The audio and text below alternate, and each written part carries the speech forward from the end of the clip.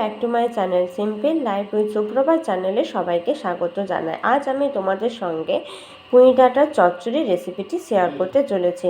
যার জন্য আমি এখানে নিয়েছি টুকরো করে রাখা পুঁই ডাঁটা, আলু টুকরো করে নিয়েছি, কুমড়ো টুকরো করে নিয়েছি ও বেগুন নিয়েছি। এরপরে আমরা রান্নাটা শুরু করছি। কড়াইয়ে তেল গরম করে নেব।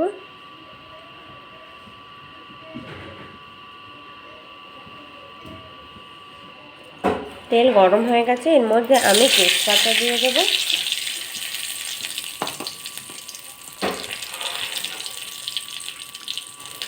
গোটা শুকনো লঙ্কা ফোড়ন দেব ও 5 ফোড়ন দিয়ে দেব। এরপর ফোড়নগুলি ভালোভাবে ভাজা হয়ে গেলে এর মধ্যে কেটে রাখা সবজিগুলো আমি দিয়ে দেব।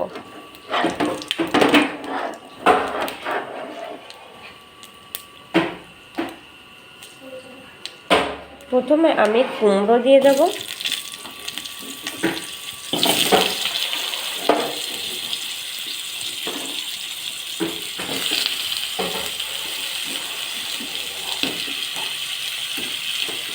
আলু দিয়ে দেব,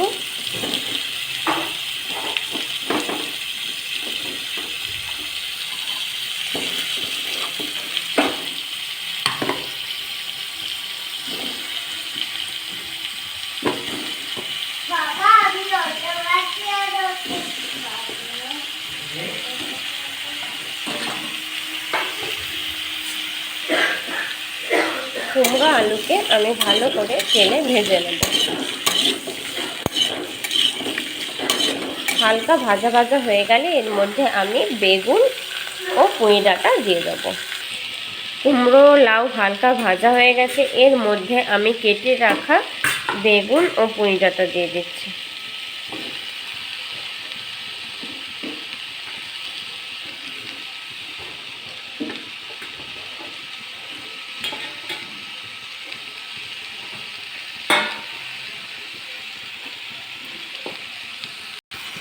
আমি স্বাদ অনুসারে নুন দিয়ে দেব আর দেব হলুদ।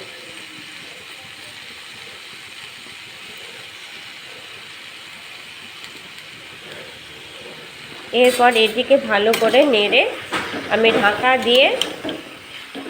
ঢাকা দিয়ে সেদ্ধ হতে দেব।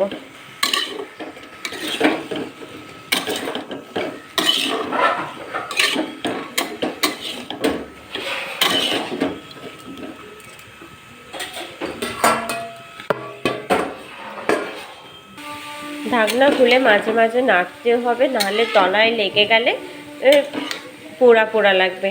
এখানে কুমড়ো থেকে কিছুটা জল বেরিয়েছে, তাই এটাতে সেদ্ধ করার জন্য জল দিতে লাগবে না, ঢাকা দিয়েই সেদ্ধ হয়ে যাবে।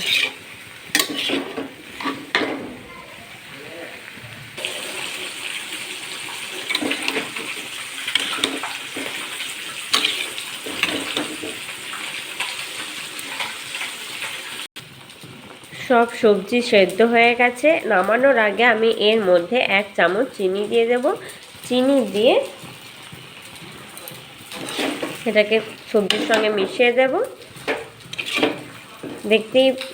দেখতেই পাচ্ছ আলু সেদ্ধ হয়ে গেছে, ডাঁটাও সেদ্ধ হয়ে গেছে। আমাদের নিরামিষ পুঁই ডাঁটার চচ্চড়ি তৈরি, দিকে সার্ভ করে দেখাচ্ছে। নিরামিষ পুঁই ডাঁটার চচ্চড়ি রেসিপিটি যদি তোমাদের ভালো লাগে তাহলে আমার এই চ্যানেলটিকে সাবস্ক্রাইব করতে ভুলবেন না এবং লাইক, শেয়ার, কমেন্ট করতেও ভুলবেন না।